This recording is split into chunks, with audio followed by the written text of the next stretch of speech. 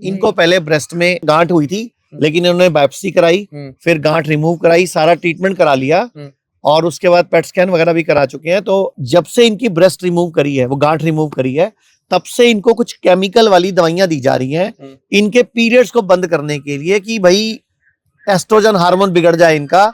मैं इनको समझा रहा था कि ये बंद करना है, ये भविष्य में आप फिर यूट्रस निकलवाते फिरोगे, फिर कहोगे अब गॉल ब्लैडर निकलवाना है, यही काम लगे रहोगे। ये मुझे दुबई में मिली थी क्योंकि अबू धाबी में हमारे 2 सेंटर खुले हैं। तो मैम सबसे पहले आपको हुआ क्या था, वहीं से शुरुआत करते हैं। क्यों, ये जनवरी का महीना था और मैं हर साल हम लोग ब्लड डोनेशन करते हैं वहाँ पे। तो ये ब्लड डोनेशन के लिए मैं गई हूँ, तो उन्होंने वो पहले हेमोग्लोबिन चेक करते हैं, फिर ही ब्लड डोनेट कराते हैं। तो इट वाज 10, तो वो बोलते हैं कि नहीं मैम आपका हम ब्लड डोनेट नहीं कर सकते। तो आई वाज सरप्राइज्ड। फिर हमारे एक फैमिली डॉक्टर उन्होंने बोला एक बार आप जीपी से चेकअप करवा लो। तो ओवरऑल मैंने बॉडी चेकअप करवाया, तो उन्होंने बोला कि आपकी गांठ है। और फिर मैंने जब स्कैन कराया, बोलते कि ये जी अनइवन लग रहा है गांठ, तो ये एमआरआई करनी चाहिए। फिर एमआरआई की, फिर उन्होंने बोला इसमें भी अनइवन आया, तो उन्होंने सीधा मेरे को ऑन्कोलॉजिस्ट के पास भेज दिया। ऑन्कोलॉजिस्ट ने रिपोर्ट चेक करके बोला कि जी सिंपल है, बायोप्सी करनी पड़ेगी। It could be benign, it could be malign. Then Malignant. Yes, malignant.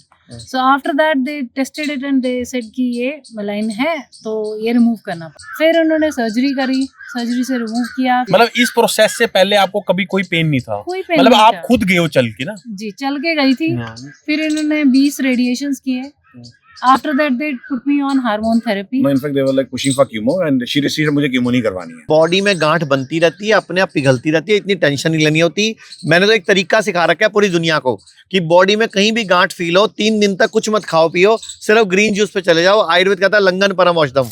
और कितने लोगों ने उससे गांठ खत्म किया अपनी। पालक, मेथी, बथुआ या चौलाई में से कोई एक चीज लेनी है। डालने को चारों डाल लो, जब मिले तो डाल लो, सीजन के हिसाब से आती है। सबसे बढ़िया रहेगा अगर चौलाई डालोगे, चौलाई सबसे एंटी कैंसरस होती है। नहीं तो पालक, मेथी, बथुआ, चौलाई में कोई मिल जाए, एक चीज ले लो, 2 ले लो, 3 ले लो, नहीं तो चौलाई ले लो। पुदीना, धनिया, कड़ी पत्ता 15, 20, 25 पत्ते ले लो। पुदीना, धनिया, कड़ी पत्ता। इसके बाद एक छोटा टुकड़ा अदरक, एक बड़ा टुकड़ा हल्दी, एक चुकंदर और एक आंवला। अगर आंवला नहीं मिले सीजन का तो आंवले का पाउडर डाल सकते हो। 2 पत्ते अमरूद, 2 पत्ते बरगद, 2 पत्ते पीपल और 4-5 पत्ते पान के डाल के जूस बना लो।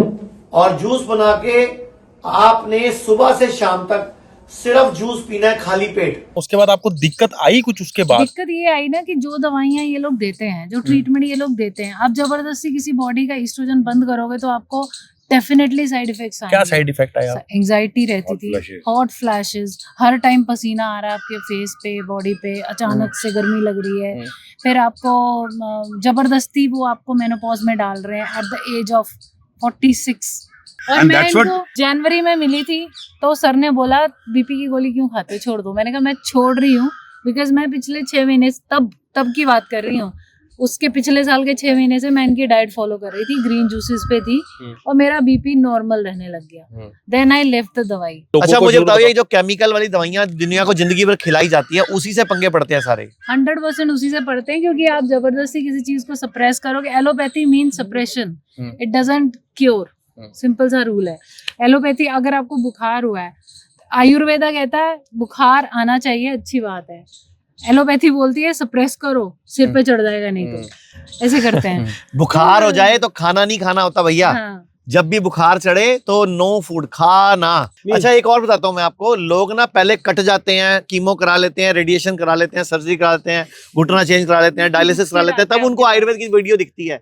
अरे पहले ही वीडियो शेयर कर दिया करो, किसी ऐसे को दिख जाए जिसको बीमारी नहीं है। और लोग मानते नहीं है, बीमार हुए बगैर आना चाहिए, बीमार होने के बाद आते हैं। लोग कहते हैं आयुर्वेद गंभीर बीमारियों का इलाज नहीं कर सकता, लेकिन अगर पूरे भारत में कोई गंभीर बीमारी से परेशान है तो आयुर्वेद को ट्राई करने तो आ सकते हो ना, पंचकर्मा करा सकते हो, नुकसान तो कुछ होगा नहीं, लेकिन बॉडी हील कर गई तो जिंदगी आपकी बन जाएगी।